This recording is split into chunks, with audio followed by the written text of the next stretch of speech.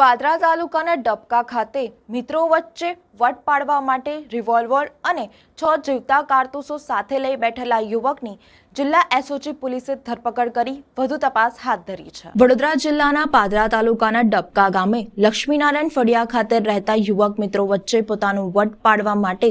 દેશી હાથ બનાવટની રિવોલ્વર અને 6 જીવતા કારતૂસ સાથે તેના ઘરની બહાર બાકડા પર બેઠું અને જિલ્લા પોલીસ તંત્ર એસઓજી પોલીસે બાતમીના આધારે યુવકને રિવોલ્વર અને 6 જીવતા કારતૂસ સાથે ઝડપી પાડી યુવકની ધરપકડ કરી આર્મ્સ એક્ટ મુજબ વડુ પોલીસ મથક ખાતે ગુનો નોંધી તેના વિરુદ્ધ કાયદેસરની કાર્યવાહી હાથ ધરી છે। પ્રાપ્ત માહિતી અનુસાર વડોદરા જિલ્લાના પાદરા તાલુકાના વડુ મથક હદ વિસ્તારમાં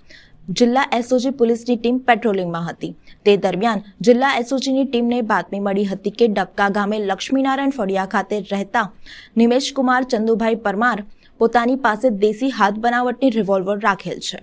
અને તે રિવોલ્વર સાથે તેના ઘર પાસે આવેલ લક્ષ્મીનારાયણ મંદિર આગળ બેસેલ છે અને તેને કાળા કલરનું શર્ટ પહેરેલ છે। જિલ્લા એસઓજીની ટીમને મળેલ બાતમીના આધારે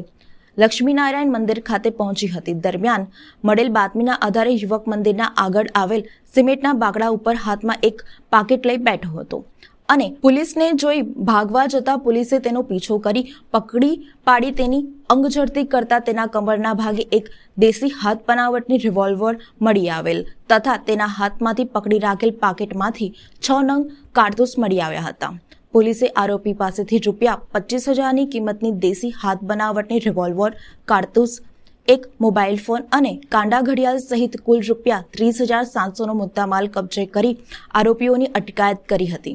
રિવોલ્વર તથા કારતૂસ ક્યાંથી અને કોની પાસેથી લાવેલ છે અને કોને આપવાનો હતો તે અંગે પૂછપરછ કરતા આરોપીએ કબૂલાત કરી હતી કે પોતે હાઉસકીપિંગની નોકરી કરતો હોય 2 વર્ષ પહેલા ભાયલી ખાતેના એક મકાનમાંથી આ હથિયાર તથા કારતૂસ નંગ 6 અને કાંડા ઘડિયાળ પોતે મરૂન કલરના રેક્ઝિનના પાકેટ સાથે લઈ આવેલો હતો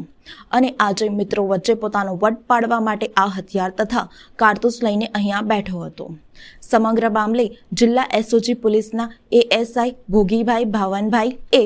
ઝડપી પાડેલ આરોપી વિરુદ્ધ વડુ પોલીસ મથક ખાતે ફરિયાદ નોંધાવી હતી। વડુ પોલીસે આર્મ્સ એક્ટ મુજબ ગુનો દાખલ કરી કાયદેસરની કાર્યવાહી હાથ ધરતા આ ગુનામાં અન્ય કોઈ આરોપીઓ સંડોવાયેલા છે કે કેમ તે દિશામાં હાલ તપાસ હાથ ધરી છે।